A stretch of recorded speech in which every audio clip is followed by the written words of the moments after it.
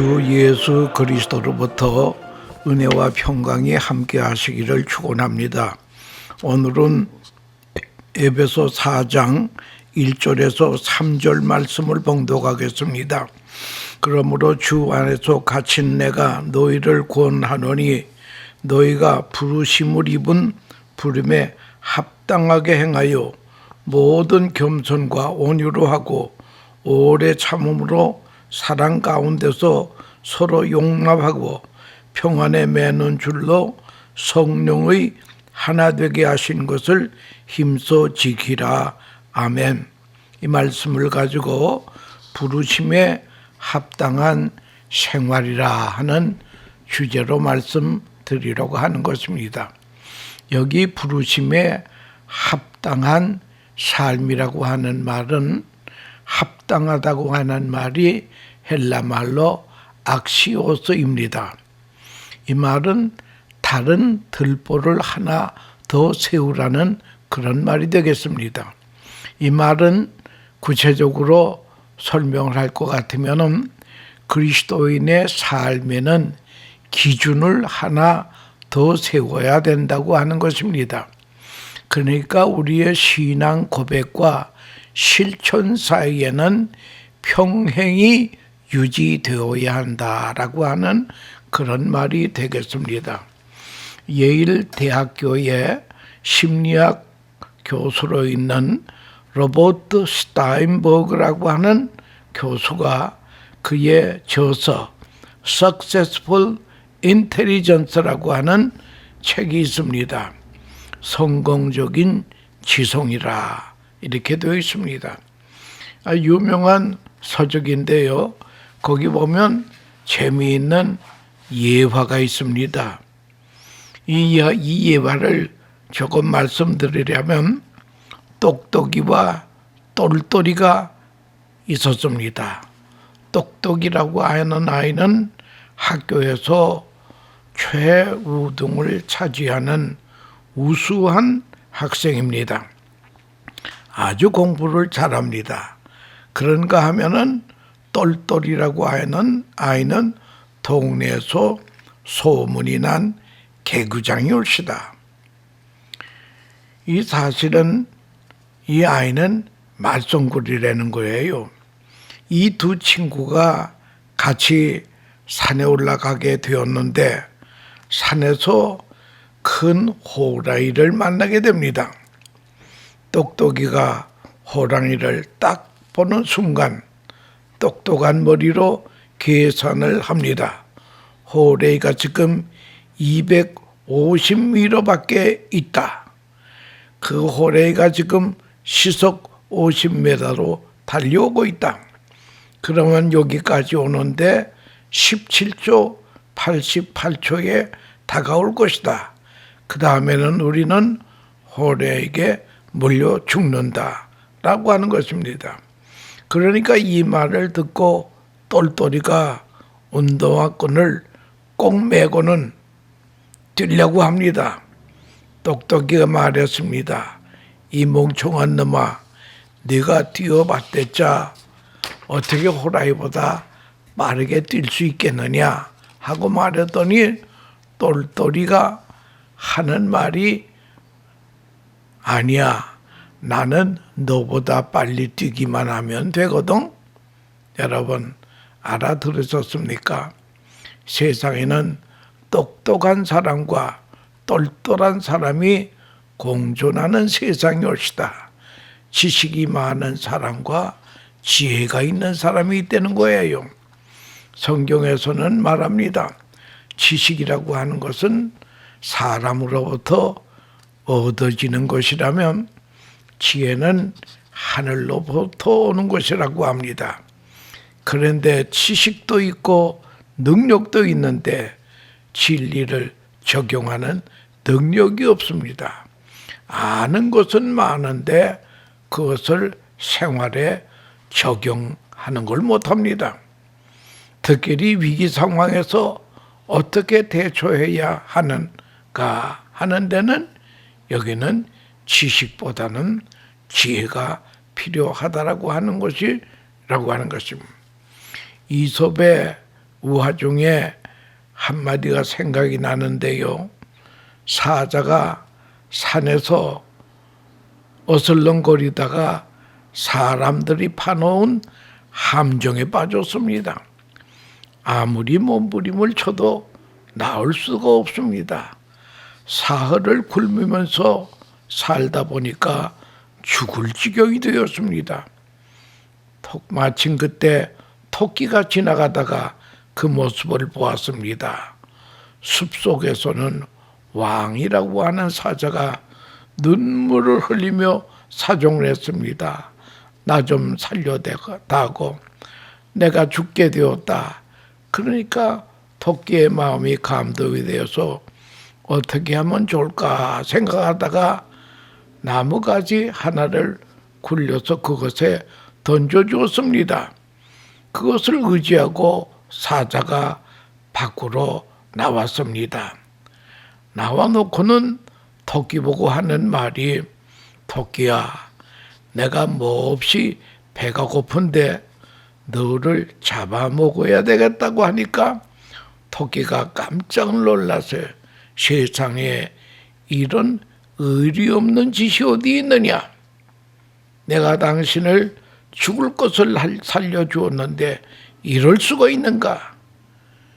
그러면서 옥신각신 싸움을 합니다. 그래도 된다, 그러면 안 된다 하고 시비가 벌어졌을 때에 마침 여우가 지나가다가 그 모습을 보았습니다. 자초지종 이야기를 다 듣고 나서 여우는 지혜를 냈습니다. 사자 보고, 사자왕이여, 이 토끼가 임금님을 구해주기 전에 어떤 모습으로 있었습니까? 하니까 사자가 함정으로 풍덩 들어가더니 이렇게 하고 있었지 그랬습니다. 여우가 그럼 그냥 그렇게 계십시오 한 후에 토끼야 가자 하고 그냥 갔다라고 하는 재미있는 이야기가 있습니다. 어떻습니까? 사람이든 짐승이든 자기의 본래성을 잃어버리면 안 된다고 하는 것입니다. 도대체 내가 본래 어떤 사람인가?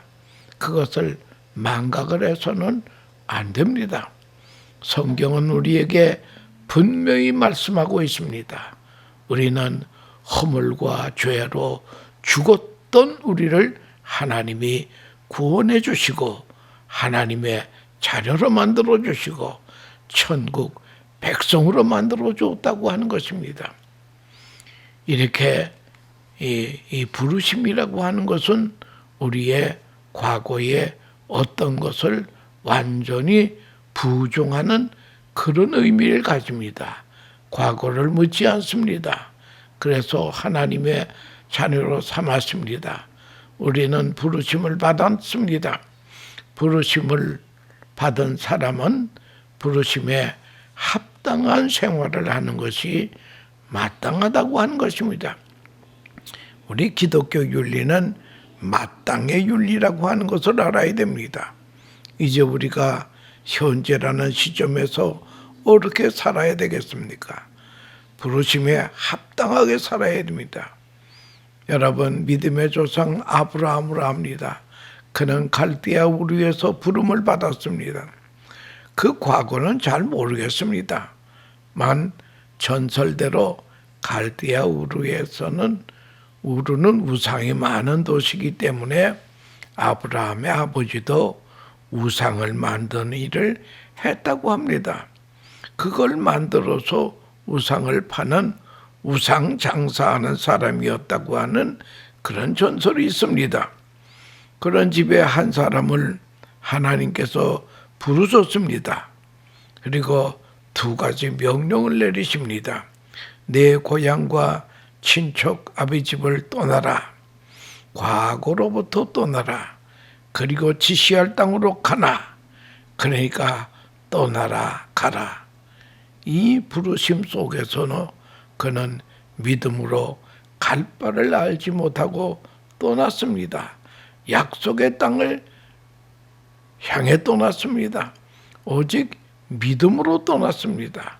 하나님의 약속을 믿고 살면서 많은 실수를 그도 합니다. 이렇게 넘어지기도 하고 저렇게 넘어지기도 합니다. 그러나 하나님께서는 그 약속을 지키셨습니다. 부르심에 합당하게 살아가도록 하나님께서 그를 지켜 주시어서 결국은 믿음의 조상이 되었습니다. 그런가 하면 여러분, 이스라엘 백성을 아시지 않습니까? 애굽에서 부름을 받았습니다. 애굽에서 400년 동안 노예 생활을 했습니다. 이 말은 자세히 들어야 됩니다. 이스라엘의 전 인구가 노예 생활 중에 태어났다는 것입니다. 400년 노예 생활이니까 400년 산 사람은 없습니다. 그러니까 이들은 노예 생활에서 노예로 태어나서 노예로 살다가 노예로 죽어갈 사람들입니다. 이 사람들을 하나님이 애굽에서 불러냈습니다. 그래서 홍해를 육지와 같이 건너고 가나안 땅으로 인도하신다고 하는 것입니다. 이스라엘 백성도 부름받은 백성이 올시다. 부름받은 선민이 올시다. 이제 어떻게 되어야 하겠습니까? 부름을 받았으면 부름을 받은 사람답게, 부름 받은 민족답게 살아야 됩니다. 믿음으로 살지 못했습니다. 많은 사람들이 그저 때때로 원망했습니다. 하나님을 원망하고 모세를 원망했습니다.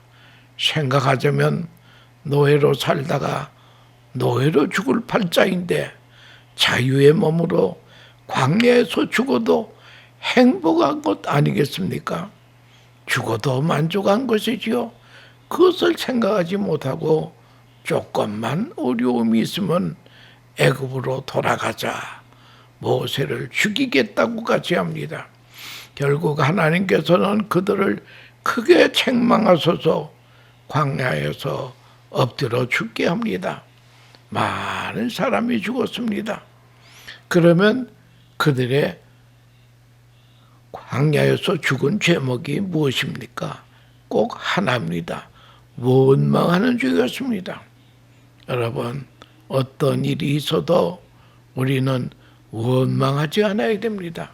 왜냐하면 현실 속에 하나님의 부르심이 있기 때문입니다. 과거에 부르셨고 지금 내가 사는 생활도 부르심의 생활이라는 거예요. 부름받은 생활이기 때문에 절대로 원망해서는 안 됩니다. 현실을 원망하지 마십시오. 언젠가 한번 텔레비전 방송을 보니 95세 된 노인이 나와서 인터뷰를 하는데 아나운서가 집요하게 묻습니다. 할아버지, 건강의 비결이 무엇입니까? 그러니까 그 할아버지가 빙글빙글 웃으시면서 딱 한마디를 하는데 의미심장한 말을 합니다. 마누라 속썩이지 마라. 그래야 오래 살아. 여러분, 이 말 알아들으셨습니까? 아주 중요한 말이 옳시다. 부인이 잘났던 못났던 하나님께서 주신 사람이다. 남편이 마음에 들던 안 들던 모든 현실이더라가 하나님이 주신 부르심의 생활이라는 거예요. 여기 학술적으로 말하면 effective calling, 효과적인 부름이 거기에 있다라고 하는 것입니다. 그렇기 때문에 원망하지 마십시오. 어떤 경우에도 원망하면 안 됩니다. 그것은 부르심에 합당한 생활이 아니기 때문입니다. 또 하나님께서 모세를 부르셨습니다. 여러분도 아시는 대로 모세는 애굽에서 사람을 죽였습니다. 그리고 망명 생활을 합니다. 도망자의 생활을 40년간 미디안 광야에서 했습니다. 이제 그는 나이가 80세가 되었습니다. 아무짝에도 쓸데없는 노인이 되었습니다. 이런 노인을 하나님께서 부르셨다는 거예요.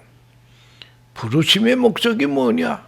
너는 애굽에 가서 내 백성 이스라엘을 구원하라. 오로지 부르심만 듣고 부르심에만 응답해서 이스라엘을 구원하는 대역사를 이루지 않습니까? 부르심에 합당하게. 자, 그런가 하면 하나님께서 베드로를 부르셨습니다. 세리 마태를 부르셨습니다. 주님의 종들을 부르셨습니다. 특별히 기독교를 핍박하였던 사도 바울을 부르셨습니다. 사울아 사울아 어찌하여 너는 나를 핍박하느냐. 다메섹 도상에서 하나님께서 강제로 사울을 불렀습니다. 사울이 그의 이름이 바울이 됩니다. 다메섹 도상에서 바울은 강제로 부름을 받았습니다. 그는 이 부름에 응답하여 부름에 합당하게 한평생을 살아갑니다. 여러분, 아브라함, 모세 혹은 믿음의 조상들 뿐이겠습니까? 여러분, 한 사람 한 사람도 다 하나님께 부름을 받았다고 하는 것을 잊지 마십시오. 허물과 죄로 죽었던 우리를 불러서 하나님의 자녀 삼으시고 또 미래를 약속해 주셨습니다. 그리하여 의롭다 하시고 십자가로 우리의 죄의 값을 다 지불하고 거룩하게 하시고 오늘에 이르게 하신 것 아니겠습니까? 이 부름 속에 내 현재가 있고 미래가 있다고 하는 것을 알아야 됩니다. 약속의 땅이 보장되어 있습니다. 그러므로 부르심에 합당하게 생활을 해야 합니다. 합당하게 산다는 것은 곧 감사하는 마음이고 감격하는 마음이고 부르심의 뜻을 이해하는 것입니다. 왜 나를 부르셨습니까? 나를 어디에 쓰시려고 부르셨습니까? 나에게 무엇을 하라고 하시는 것입니다. 그것을 우리가 똑바로 알아야 된다라고 하는 것입니다. 절대 잊어서는 안 됩니다. 주어진 신분을 소중히 여겨야 된다는 거예요. 어떻게 얻은 신분입니까? 어떻게 공부한 것입니까? 어떻게 은혜를 입었습니까?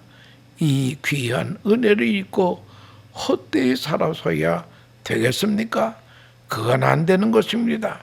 항상 소중히 여겨야 하고 부르심 속에 감추어진 약속된 미래를 항상 생각하고 살아야 된다라고 하는 것입니다. 그래서 성경 말씀대로 겸손하게 온유하게 사랑으로 부르심을 입은 사람은 살아야 된다라는 거예요. 교만할 수가 없습니다. 온유해야 한다라고 하는 오직 사랑, 이것은 당연한 일이 아니겠습니까? 그러면 부르심에 합당한 생활이란 무엇입니까? 첫째는 목적이 있는 삶이 옳시다. 에베소 2장 10절에 우리는 그의 만드신 바라 그리스도 예수 안에서 선한 일을 위하여 지으심을 받은 자니 이 일은 하나님이 전에 예비하사 우리로 그 가운데서 행하게 하려 하심이니라. 우리는 하나님의 선한 일을 위하여 하나님의 선한 일을 위하여 지으심을 받은 하나님의 걸작품이라는 거예요. 선행이 구원의 조건은 되지 않습니다. 구원은 믿음으로 구원받습니다. 그러나 구원받은 자의 결과는 선행을 위하여 구원받았다 하는 그 목적 의식을 잊지 않아야 된다는 거예요. 두 번째는 서로 용납하는 삶이 옳시다. 에베소 4장 2절에 모든 겸손과 온유로 하고 오래 참음으로 사랑 가운데서 서로 용납하고. 여러분, 사람을 이렇게 용납한다는 것이 쉬운 게 아닙니다.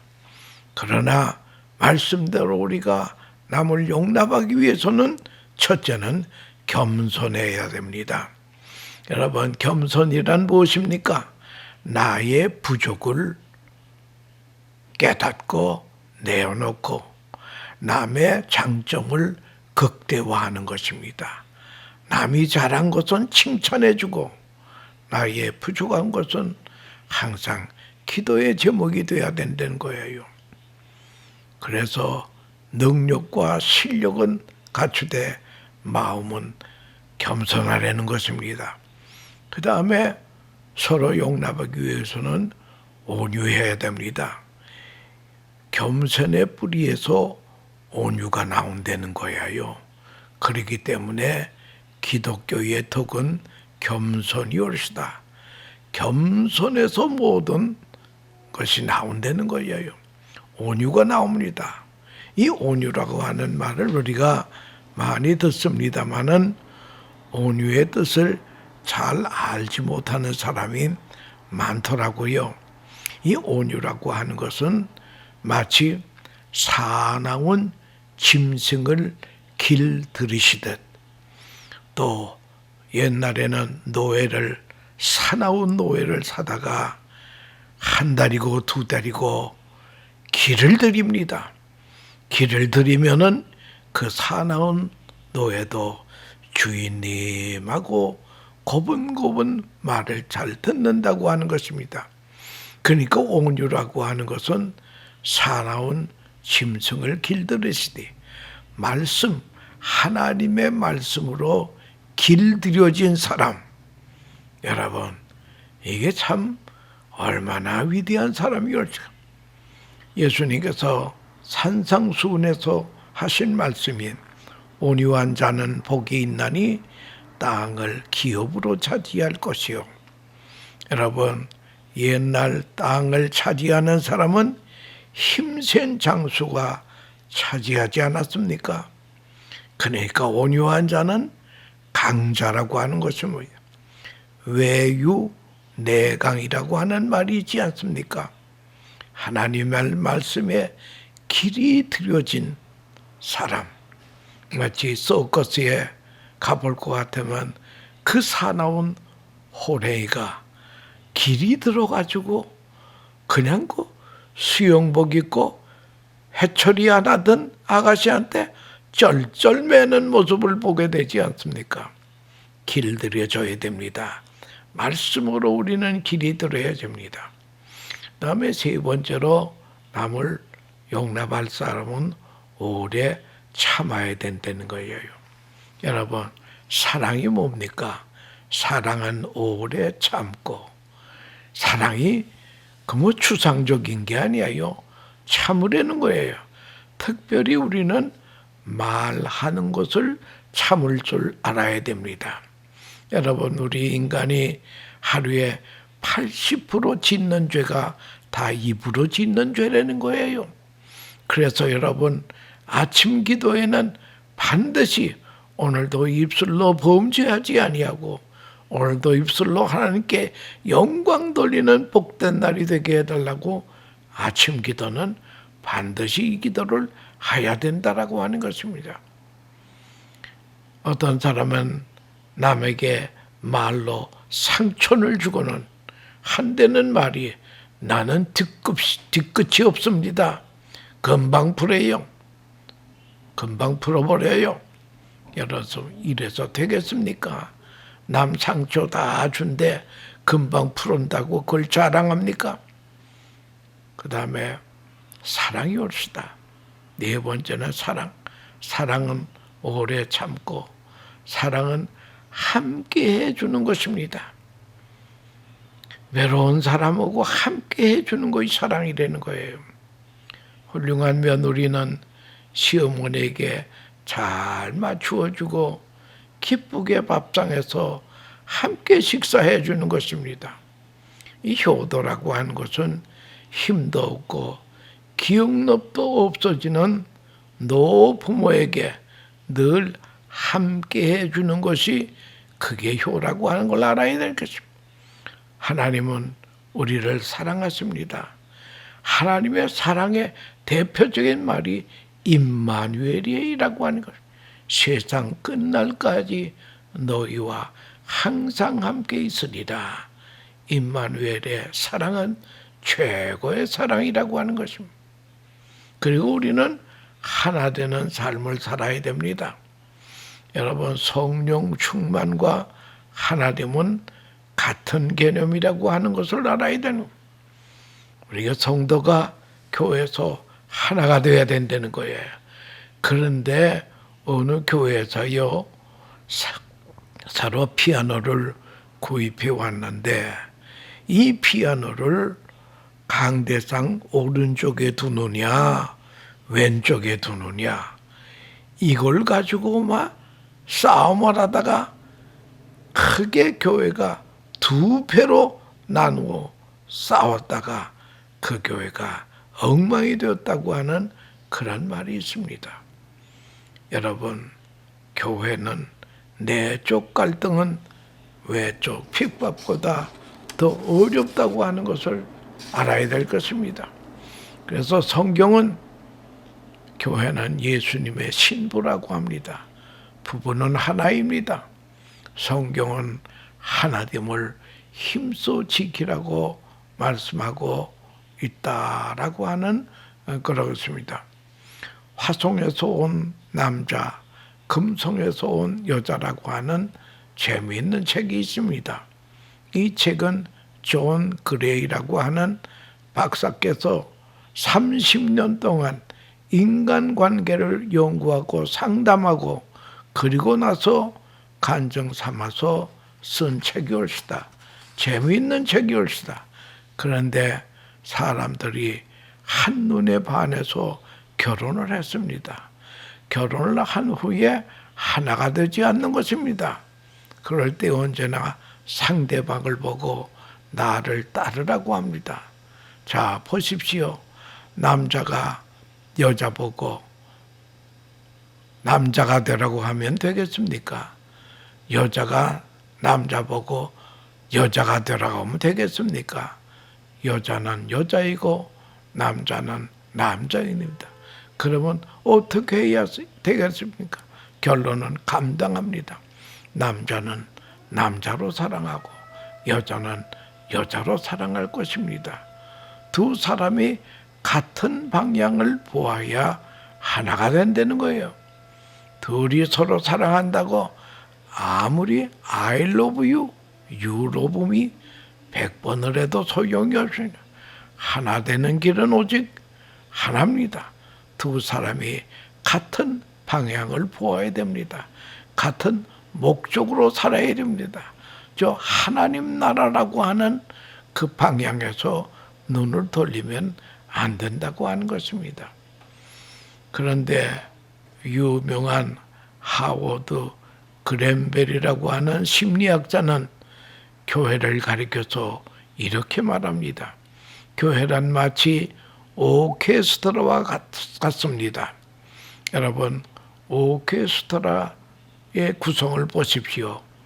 여기에는 관악도 있고 현악도 있고 타악도 있고 여러 가지 악기가 있습니다.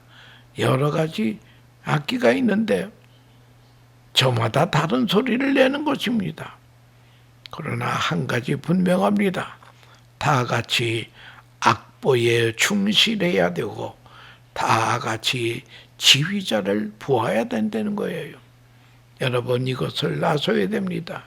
지휘할 때의 지휘자는 절대 군주올시다. 여기에 만일 어떤 사람이 나팔을 잘 분다고 해서 혼자 큰 소리를 내었다가는 그 사람은 일어서서 나가야 됩니다. 혼자서는 잘하지만 오케스트라에는 필요가 없는 것입니다. 여러 사람이 여러 소리를 내는 것 같지만 오로지 지휘자를 따라야 되는 것입니다. 그래야 하나의 작품이 이루어지는 것입니다. 교회도 그렇습니다. 개별적으로 잘난 사람도 있고 못난 사람도 있습니다. 학식이 많은 사람도 있고 없는 사람도 있습니다. 그러나 교회는 오케스트라와 같아야 된다는 거예요. 화음이 돼야 됩니다. 하나가 되어야 작품이 되기 때문에 그렇다고 하는 것입니다. 오케스트라를 생각해 보십시오. 그래서 오늘 본문은 주도 하나요, 소망도 하나요, 믿음도 하나요, 하나님도 하나요, 세례도 하나다. 다 하나입니다. 본래 우리는 하나요, 미래도 하나요, 옳시다. 우리나라에 참 고질병인 병이 하나 있습니다. 이건 세계관 속에 그것이 무언가 하면 반상기급주의라고 하는 것입니다. 쉽게 말하자면 양반 쌍놈이 있다는 거예요. 여러분, 알게 모르게 전부가 나는 양반이다, 너는 상민이다. 이게 무슨 뜻입니까? 나와 너는 같은 사람이기는 하지만 너와 나와는 근본이 다르다, 뿌리가 다르다, 조상이 다르다. 여러분, 이런 말에 우리는 속지 않아야 됩니다. 그것은 거짓말이옵시다. 다를 것이 아무것도 없습니다. 꼭 다르다고 생각합니까? 아니, 우리는 우리의 본질상 진노의 자식이었다고 하는 것을, 그런데 하나님의 은혜로 구원받았다고 하는 것을, 그걸 우리가 알아야 됩니다. 우리는 죽은 다음에도 다르다고 하겠습니까? 그런데 어떤 사람은 죽은 다음에도 다르다고 생각해서 무덤을 크게 만들고 망부석을 세우고 야단합니다. 그래 봤댔자 그 속에는 송장이 썩고 있다는 것입니다. 무엇이 다릅니까? 과거도 다를 것이 없고 앞으로도 다를 것이 없으며 같다는 것만 알면 됩니다. 부관에도 보십시오. 같은 것이 대부분이고 다른 것은 조금밖에 없습니다. 같다는 동질성을 극대화하면 간단히 해결이 되는 것이라고 하는 것입니다. 근본적으로 다르고 교육이 다르고 지식이 다르고 눈높이가 다르고 이런 말을 합니다마는 다르긴 무엇이 다릅니까? 많이 알면 못하겠습니까? 조금 있으면 치매 걸리면 박사나 낱낱이 기억자 모르는 사람이나 다 똑같다고 하는 것입니다. 지식이라는 것도 별거 아닙니다. 건강이라고 하는 것도 별거 아니라고 하는 것입니다. 우리는 다 같은 배를 타고 가는 우리 하나님의 백성들입니다. 그러므로 부르심에서 하나이고 약속이 하나입니다. 과거도 하나이고 미래도 하나입니다. 그러므로 성경은 말합니다. 성령이 하나 되게 하신 것을 힘써 지키라. 이것이 무슨 말입니까? 하나 되라는 말이 아닙니다. 하나 되게 하신 것 벌써 하나입니다. 우리는 성령이 하나 되게 하신 것을 너희는 깨닫고 지키라는 말이옵시다. 본래가 하나입니다. 앞으로도 하나입니다. 하나 되게 하신 것을 빨리 깨닫고 지키라고 하는 것입니다. 부르심에 합당하게 생활하라. 성령님이 하나 되게 하신 것을 지키라.